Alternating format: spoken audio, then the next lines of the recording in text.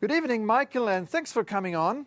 So, the Biden administration now seems to be convinced that Russia is likely to widen the war and has now levied sanctions against the 4 Ukrainians, including 2 current lawmakers.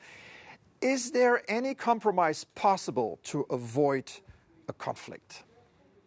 Yes, I don't think the diplomacy is dead by any means. You have the meeting between Secretary Blinken and Foreign Minister Lavrov tomorrow in Moscow, and it's clear that both the United States and Russia are keeping these channels of communication open, but the window is exceedingly small, and the clock is certainly ticking. So far, it looks like Blinken has succeeded in keeping all the West together, united. That's not a small feat, right? Not at all. You saw that during the week of negotiations, discussions with Russia in Geneva, Brussels, and Vienna.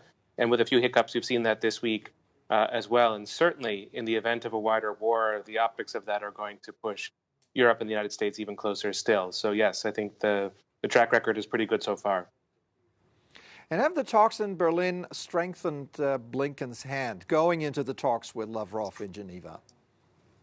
Yes, certainly. The symbolism of the talks, the way in which the transatlantic relationship is clearly a top priority for the Biden administration, and the almost entirely unified message that the West is sending, it certainly strengthens Secretary Blinken's hand for the discussions tomorrow in Vienna. We've heard Blinken say today that the Western response will be swift and severe.